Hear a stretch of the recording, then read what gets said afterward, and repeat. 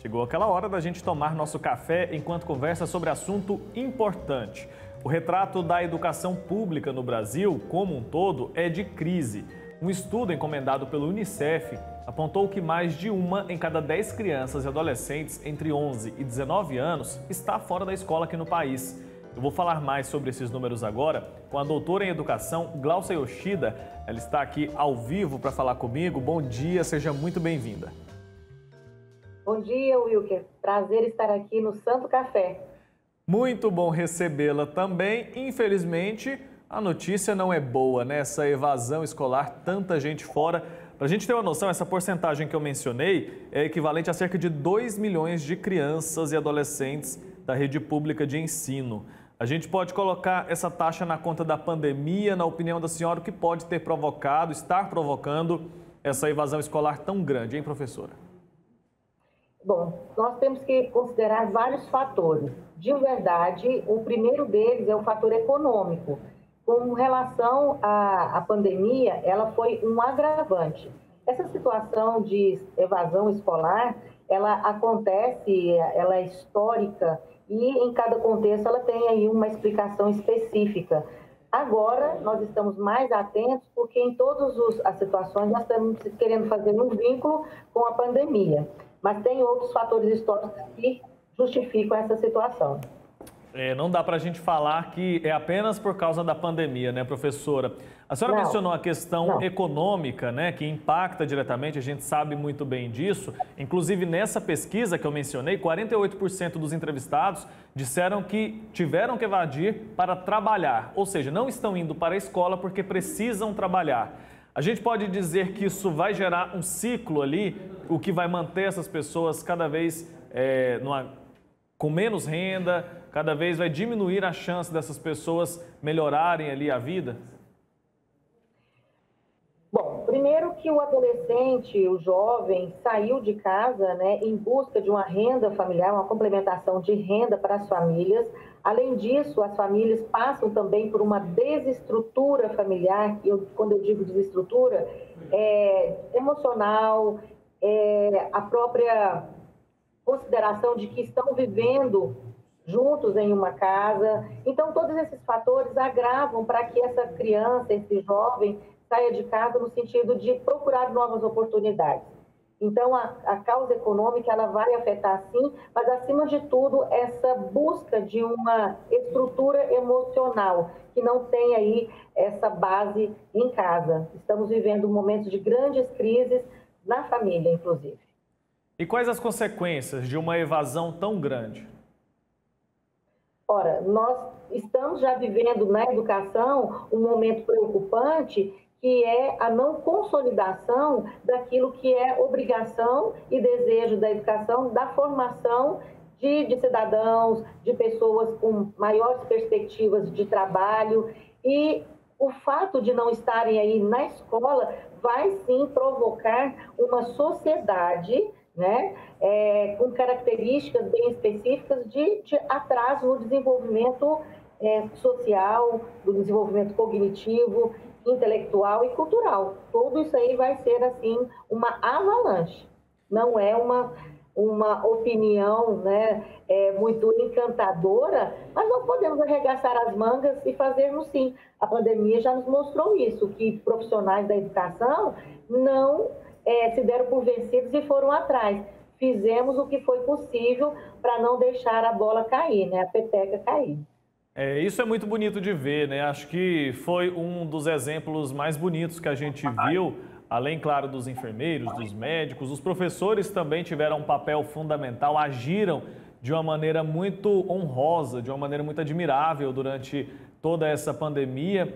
A gente viu inúmeros exemplos, né? E tem como a gente estimular essas crianças que não voltaram para a sala de aula a continuarem frequentando a escola? Os professores têm feito isso, eu tenho certeza, mas tem alguma outra forma de abordar essa criança? Às vezes os pais, às vezes o Estado interferir de alguma maneira. Qual que é a sua avaliação nesse ponto? Tem como a gente incentivar de alguma maneira?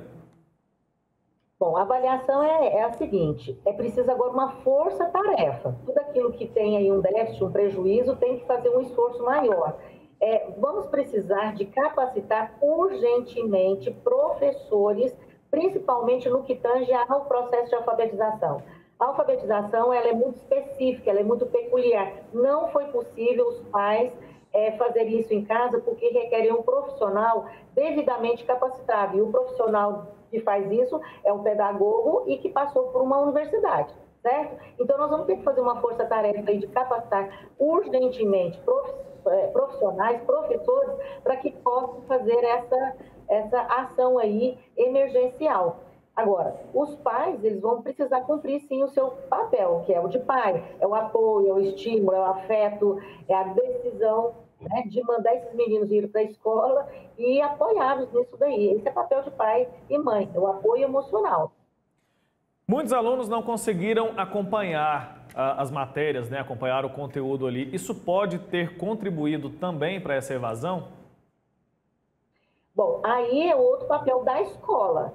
Nós sabíamos disso, que não era possível, que tem aí as limitações de algumas crianças, e isso, por incrível que pareça, ainda é mais reconfortante, porque a escola tem condição de fazer isso.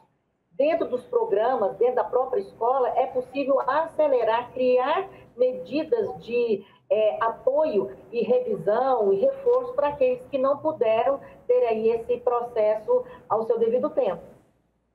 Essa queda, esse movimento de queda no número de crianças e adolescentes nas escolas, é só aqui no Brasil? Isso tem acontecido em outras partes também? Olha, cada nação cria aí mecanismos de atrair seu cidadão, seu indivíduo, seu sujeito para a escola, né? Vamos falar da nossa realidade aqui de Brasil. Eu creio que existem nações que têm aí os seus alunos dentro das suas escolas e tudo mais, assim como temos nações que optam por tirar a criança da escola e nações desenvolvidas. Estamos aí vendo nações que optaram pelo homeschooling, né? Então, essa questão de estar ou não dentro da escola é papel de Estado, sim, e é papel de cultura, né? Como é que a nossa cultura vê isso? A gente pode dizer, a gente já mencionou essa questão, né, a questão econômica, a influência disso, e a gente tem visto levantamentos que apontam que o Brasil tem mais de 30 milhões de pessoas em situação de insegurança alimentar, pessoas que estão passando fome. Isso pode estar relacionado diretamente a essa evasão escolar ou não? Tem como a gente afirmar isso ou é muito complicado? Não é complicado não, sem dúvida, né? A educação e a economia, elas caminham juntas, né? Como é que uma criança que não tem onde dormir, onde morar, ou não tem essas condições básicas, vamos pegar lá na pirâmide Maslow, né? Se eu não tenho a questão básica de sobrevivência, para subir essa pirâmide é muito mais complicado. Então, sim, está relacionado à questão econômica diretamente. A gente tem aqui outro levantamento que também acho importante destacar, cerca de 244 mil crianças e adolescentes, esses entre 6 e 14 anos, que estavam fora da escola no segundo trimestre de 2021. Nesse caso aqui, são pessoas mais jovens. Esse perfil é diferente? Os motivos para a evasão escolar dessas pessoas entre 6 e 14 anos, os motivos que mantêm essas pessoas fora da sala de aula são diferentes dos motivos que mantêm os adolescentes e as crianças de 11 a 19? Bom, vamos voltar lá no fator econômico e cultural, né? Então, por exemplo, a pandemia, ela pôde o quê? Evidenciar algumas questões que já estavam latentes. Desestrutura familiar, desestrutura econômica. Então, por exemplo, a pessoa não tinha talvez um equipamento, um computador para acompanhar, ou a escola pública não conseguiu na sua região. Então, agravou o problema. Ou seja, se ele já não tinha as condições para poder estar frequentando, vamos pensar aí na questão da localização. Uma criança que mora longe, o esforço dela de ir para a escola é um pouco maior, talvez a pé ou numa locomoção mais complicada, vamos dizer assim. Então, a pandemia pode ter agravado isso. Eu já não tenho condição de ir mesmo, então não vou, né? Então, se tinha um esforço anterior para poder ir, tudo aquilo que pode dificultar acaba acelerando aquilo que já estava latente. Então, se de 6 a 14 anos, algumas crianças e adolescentes já não estão indo para a aula por fatores históricos, como falávamos anteriormente, certamente isso aí continua. Está explicado, professora Gláucia Yoshida, doutora em educação, muito obrigado pelo seu tempo aqui com a gente, por nos ter feito alertas e trazido informações importantes a respeito desse tema tão importante. Até uma próxima oportunidade, viu? Muito obrigada, Wilker. Prazer falar com você. Igualmente. Tchau, tchau.